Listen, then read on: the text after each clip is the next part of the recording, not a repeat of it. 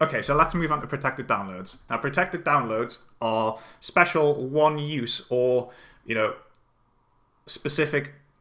Okay, so protected downloads. These are super easy to set up. I'll show you how to do that now. So first of all, we need to go back to our original hidden URL. Remember, this is the URL that we don't share anywhere. So let's open this up. And we need to find the link on here that we want to protect. So in this case, I want to protect this link. So I'm going to copy the link location. So if we try to open this up, we can see that the link location is this Amazon S3 link. So I've copied that. Let's close that. And then we go and paste it in here. And you can have some, I'm putting an absolute link in here, but you can also have relative ones. So if you know a little bit more about HTML and how relative links work, you can do that. But I'll just keep this simple. I'm not going to that. I'll just keep it simple for basic users. And then we're going to paste the same one in here. So this needs to be the absolute link. So the next thing is I'm going to put in the targeting file name and extension. So in this case, I'm just going to copy the actual file name and extension from the end of the URL. I recommend that you always keep the extension the same, but you can change the name of it if you wish. But in this case, I'm just going to keep it the same.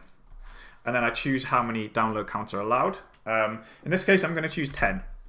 The reason being that if I was to set this at 1 and literally give someone the opportunity to only allow to download this once, that potentially opens up a few headaches. The download could fail.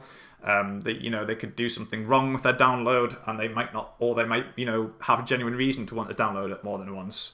However, if I'm setting this at 10, it does mean that it's very hard for them to share it on file sharing forums. They're not going to get much use sharing it 10 times.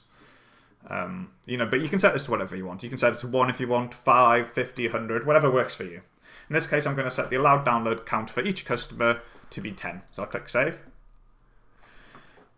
So the next thing we need to do is, once we've done that, we go back to setup, and this is really important. We need to click Save again, and then we need to regenerate the page.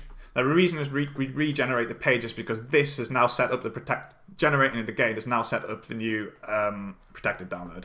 And make sure, because the URL will have updated, that if you've linked to this anywhere, that you replace the link. Yeah, so do just remember that every time you set up that you click generate page, every time you change something on the page, the link changes. So you do need to update the link wherever you have used it. So now if I open that up, okay, so I'll just verify this quickly here. I'll go through. And then we'll see here that the original link, so if we go back to our campaign, say that this was the original link, this Amazon S3 one. It has been replaced, if we copy this, and put it in here, with this big long one that's hosted by us, and that is a protected download link. And we'll see if I were to go to that, it will open up. But if we were to keep on trying with this, and if we go, we'll do it 10 times. 4, 5, 6, 7, 8, 9, 10. And if we try it once more, we reach the download limit. So that's basically how it works. It makes it an unshareable link, or rather, it's a link that will only work for the amount of times that you set it to work.